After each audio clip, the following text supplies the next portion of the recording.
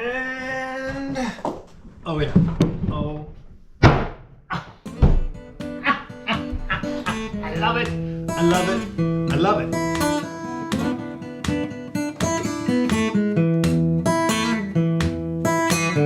Well, hello there and welcome to Travels with Geordie. If this is your first visit, my name is Knowles and I live on a pair of classic wooden motor cruisers, at least one of which is normally moored right here in beautiful downtown Victoria, British Columbia. However, they're still both up in Genoa Bay because, well, lots of work to do and the weather hasn't really been accommodating. It's actually blowing a gale out in the strait right now, but we were fortunate enough to be able to come down this weekend and spend the weekend with Lady Zephyrus and celebrate her birthday aboard her beautiful boat, MV Zephyrus, which is moored right behind me. Anyway, let's jump back in time, go on back up to Genoa and get geared up for coming down here. Forwards, backwards. Okay, now we're busy today. You notice some bins are missing, quite a few things are gone, and that massive stack of bins that was down here is gone. Well, that's because Lloyd is here. You all remember Lloyd? Hey guys. Lloyd has returned to Victoria for winter residency, so we'll be seeing lots more of them, and we have some projects maybe. Yeah, maybe we're getting. Maybe they got get out of the rain, you old fella. Anyway, so you can see Lloyd had a clever idea. We were going to take Poem and put her out on the mooring ball and swap and bring Geordie in to load all this stuff up, but it's pouring rain. So Lloyd said, well, you can just tuck Poem and Geordie in here. So basically I dropped the anchor way across here and we just tucked her in and it worked out really well. Worked out good. Excellent. And Poem doesn't have to go out in the rain. No, keeps her nice and protected. Exactly. So the idea, as you might be able to imagine, is we're moving out of the shed, right? Right? Maybe? Who knows? But definitely transferring all the projects to Geordie basically as of the middle of this week. What week is that? I'm not even sure. But so all the gear, all the tools, all the materials, all the stuff has to go aboard Geordie, but not quite, because we're not quite finished. A few things I have to do on Poem. So this juggling stuff right now. Got a hatch. And you got to build. Still have to build a forehatch. Yeah. That's right.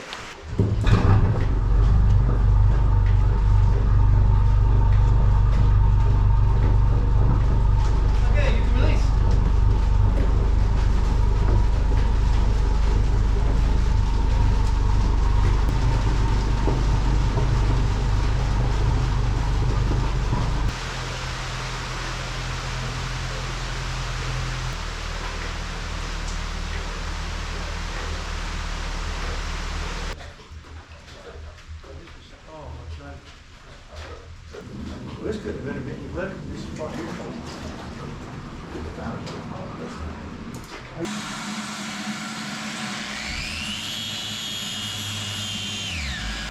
Okay, so this is excellent. It's coming off really easy, pretty quick, and it's not filling the sandpaper. So this is gonna go just fine.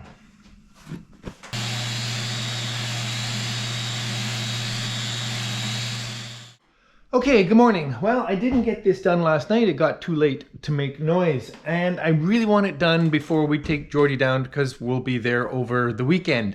The other thing I really want to do is rebuild that forehatch curb frame, whatever you want to call that, because then I could load up all the remaining tools aboard Geordie and take them to the city. So I do have, just went out and got this beautiful piece of Sapele mahogany. It's not dressed, in other words, it's not planed, it's still rough, but that's fine for what I'm doing because I'll be able to use the table saw to make up all the pieces.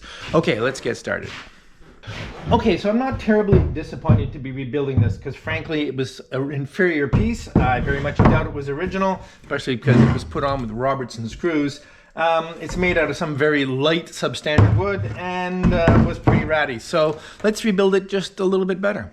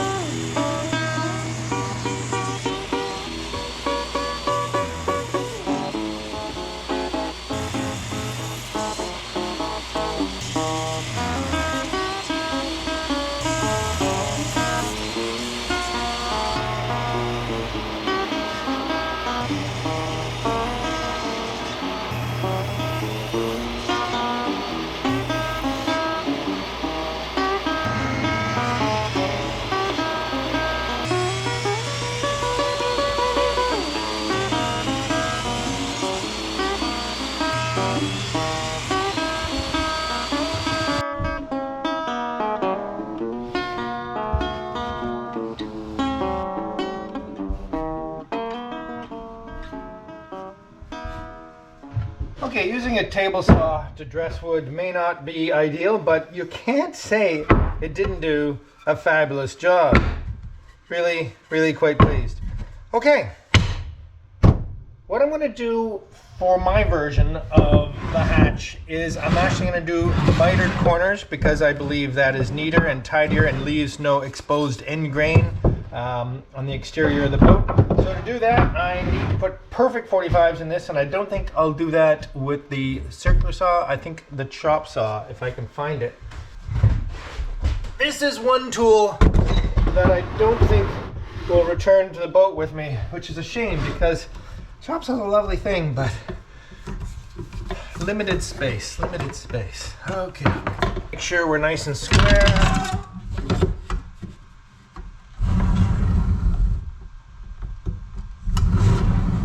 Good enough for me.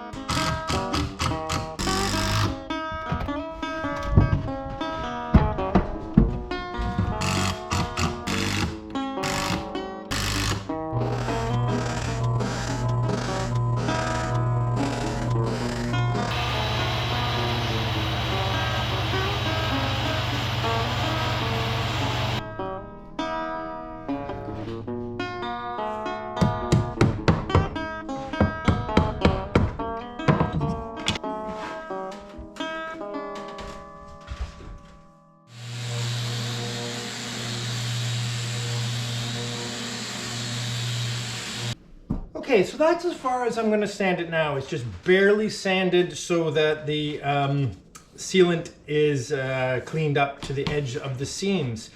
What I'm going to do, because I want to reduce the chance of any water ingress getting further down into this wood, I'm actually going to flood the whole top of this now with thin epoxy, with like git rot. Some people would say CPES, clear penetrating epoxy sealant. I just happen to have git rot brand of that right now, and I'm going to try and soak that in, especially where there's all these splits at the fasteners, at the bungs.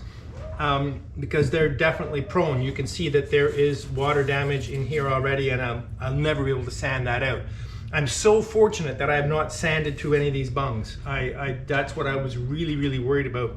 And after I put the epoxy on, I'm just going to give it a quick skiff of a sanding, just enough to expose the wood again, because there'll be almost no material on there. And then that hopefully will keep this as sealed as possible, unless I actually continue and varnish it, which will be largely on your input. Okay then folks, have a look and tell me what you think. I'll try to stay out of the light and you can have a real close look at this grain.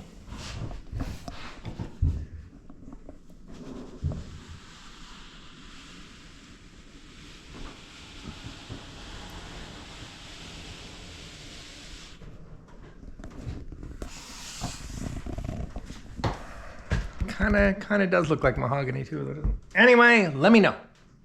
All right then, folks.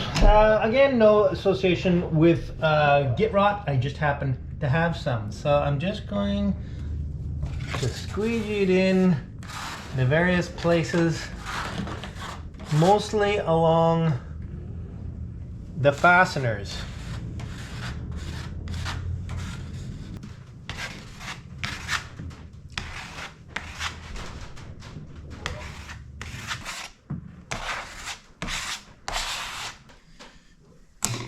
A little dull for you folks. Possibly another clue. I think mahogany is going red when you dampen it, and well, this went golden. All right then, let's have a look at our frame here. Okay, what I'm excited about here is playing with my new Robert Lawson flush cut saw. But I've discovered something interesting about this saw. Normally a flush cut saw, or at least the ones I've had before, have the teeth set on one side and flush on the other. So you have to be very careful which way you use the saw. But this one is completely flush on both sides. In other words, it doesn't catch this wood either way up, making it a pretty fine little tool, made in Japan after all. Okay, so let's see how. Of course, I'm covering up your view here, but let's have a look here. What?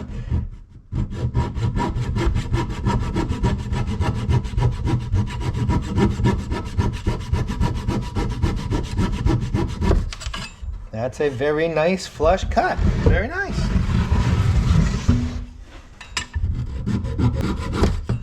Woohoo!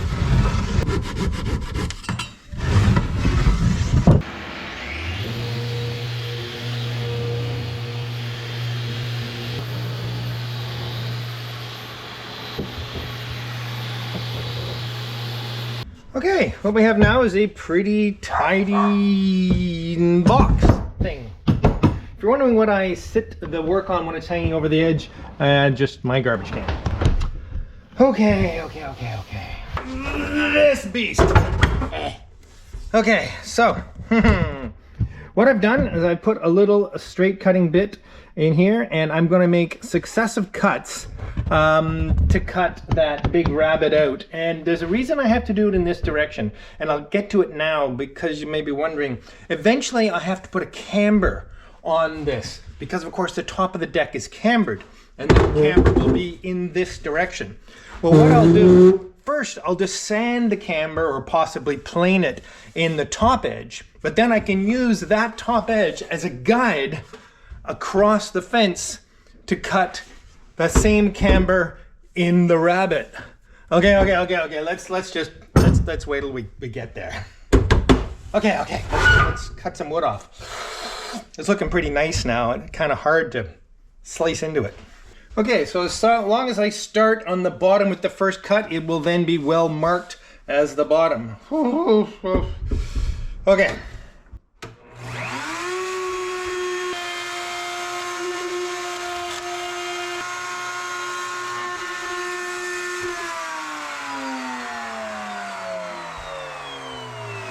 Very nice, no blowouts, no misery, no grief. Let's keep going.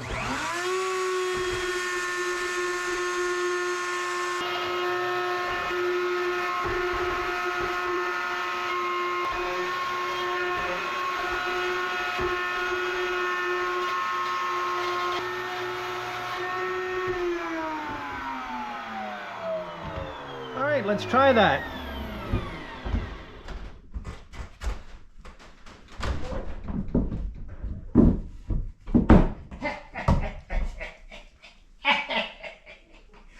Okay, so now obviously I just have to make it deep enough that there's enough of a lip on the inside to put fasteners into the deck beams. Although I am going to make it a little taller this time, so it won't stick in as far, because I want a little more of a curb for any water that ever happens to be on deck.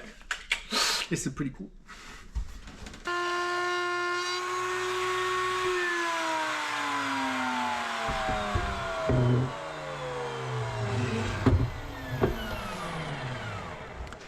Okay, so I've got the rabbit pretty much where I want it, keeping in mind I'm going to have to take a little bit off the top here, so I don't want it any deeper than that. Okay, got to figure out how I'm doing this next step. Okay, well this would be more satisfying if I didn't have wet epoxy all over everything here.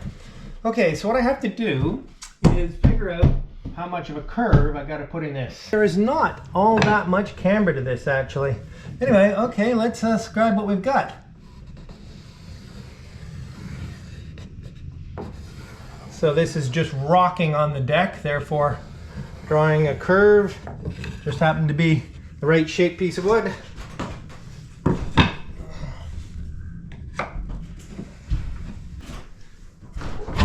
And you can see I've got my camber marked on here. Okay, so what I'll do is I'll just cut the side pieces in advance with the saw. Save me having to dress that all down. About there. And I'm actually going to tip this over slightly to kind of cheat on the camber. Kind of a hack.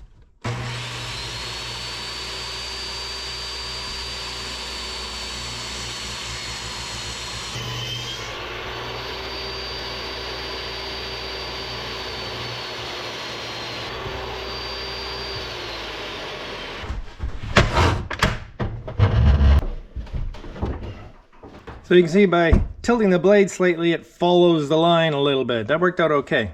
So now I'll use a power planer to bring these a little bit closer. I should be able to pop this piece off because it's only glued. There we go. Man, yep. Glue is pretty impressive stuff. Holy mackerel. Come on. Wow. That's quite something.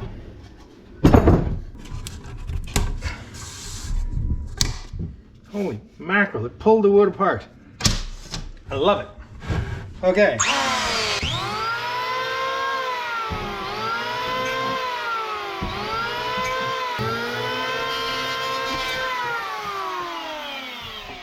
You know what? It'll only take 5 minutes to sand this out. This thing is a fantastic tool, but one blowout and I will cry for a week.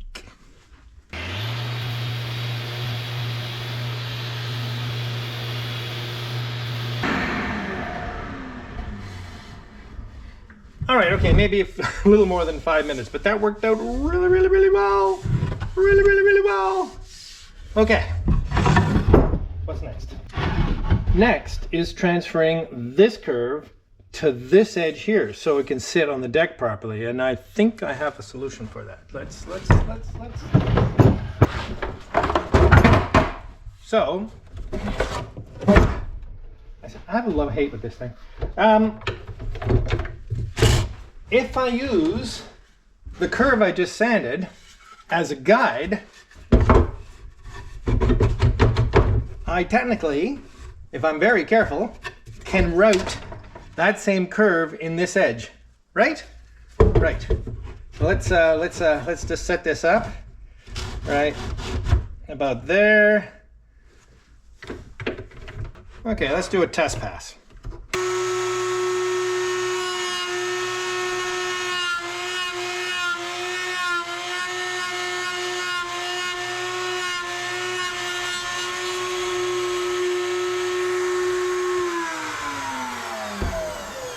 Okay, that worked, except I'm going the wrong way because now I'm on the other side of the blade. I gotta remember to come this way.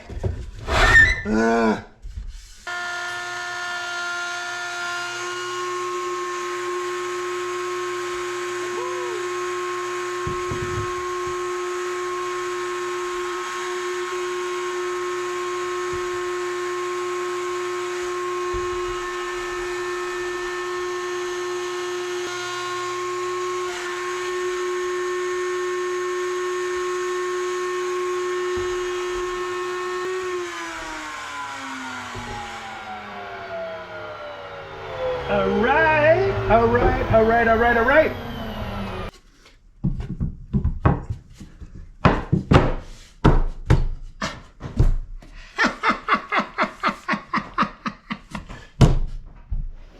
Oh yeah. Oh my gosh. I love it. I love it. I love it. All right, so now it's just the pretty stuff. Put some easing on all these edges.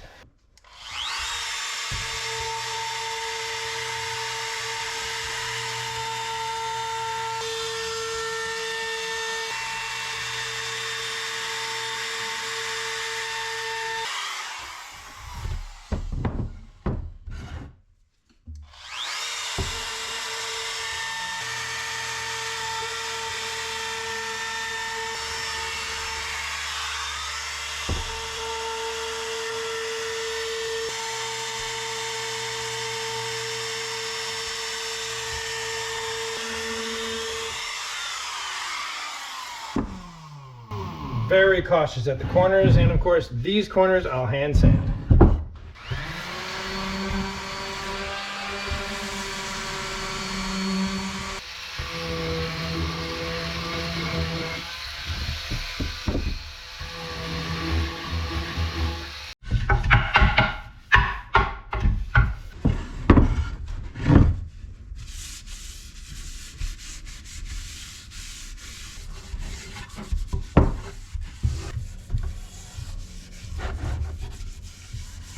All right, let that sit on there for a bit. Man, oh, and oh yeah, oh, I love it, I love it, I love it.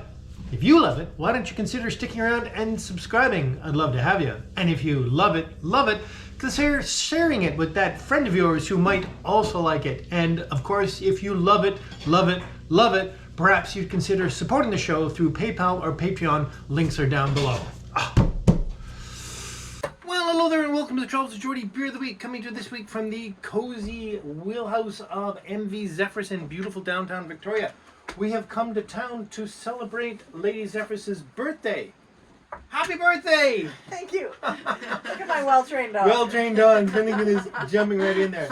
Let's dive straight into the beer, shall we? We've got Category 12 Brewing's Chromatic IPA from right here from downtown Victoria, British Columbia. And it is delicious. I say that because, yes, I've had it before.